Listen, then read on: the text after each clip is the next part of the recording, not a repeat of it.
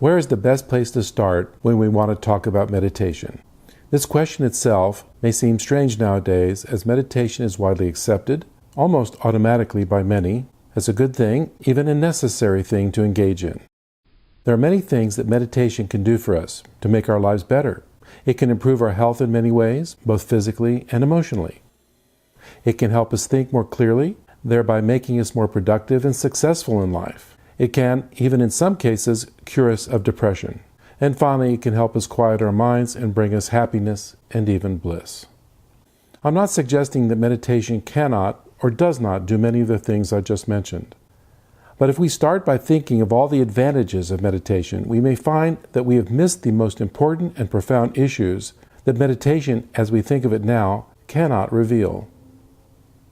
By asking the question, where is the best place to begin, and asking questions about meditation, given the assumptions many people have about it, I am beginning to let go of these assumptions, and am able to look anew at the question of the nature of meditation. In other words, now I can begin to ask this question. Instead of focusing on what meditation can or will give us, might we go deeper and ask if meditation can reveal something fundamental to us? Something that, when we discover it, can help us tremendously? Might it help us understand the nature of our thoughts and our everyday mind? In fact, is meditation best when it helps us increase our understanding of ourselves in a way that can lead us into a new way of being? Most people I speak to about meditation tell me that they see things about themselves that they hadn't seen before. If I ask them if they're discovering things that have in fact been there all the time, their answer is inevitably yes. Can we now ask if meditation can help us reveal that which has been concealed or hidden from us? This may be a new question and could perhaps lead us to new discoveries. How might we approach meditation if we substitute the motivation to get something from doing it for a willingness to learn how to make much-needed discoveries about ourselves and the condition of our mind? In his writings and videos, Krishnamurti spoke frequently about how meditation was all too often trivialized. He also objected to the idea that it be viewed merely as an exercise to be done a certain amount of time every day. What he favored was learning to meditate in a manner where it became all of one's life, of every moment, of every day. He urged people to impartially observe their every thought, feeling, emotion, motivation, and state of consciousness. To do so would increase one's awareness of the nature of the contents of one's mind.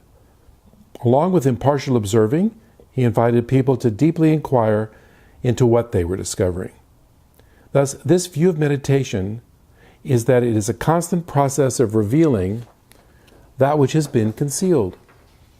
Also, it is a moving away from one's devotion to belief systems, which are often unconsciously accepted, toward a state of authentic being in the world.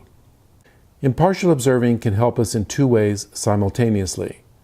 First, by helping us see the state we are in, which is often one of inner conflict, disorder, and even chaos. And then by providing a solution to whatever state we find ourselves. As we learn to witness and accept whatever state we are in, which will happen as we learn to impartially observe it, we can really see that state and begin to gain distance from it. We will become less identified or attached with whatever state we are witnessing. As we do this, the beliefs or considerations creating the internal conflicts begin to dissolve, which in turn decreases the internal conflict even more.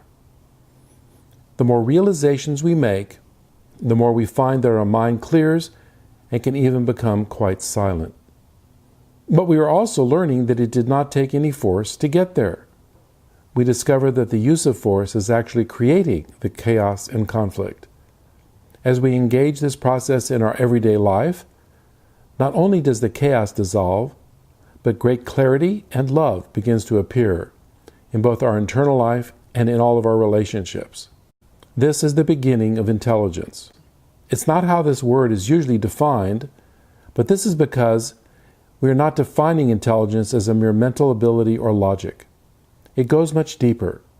It is a new state of being where we experience ourselves fully and without any internal conflict. And we may be able to explore layers of consciousness that take us beyond anything we may think is possible.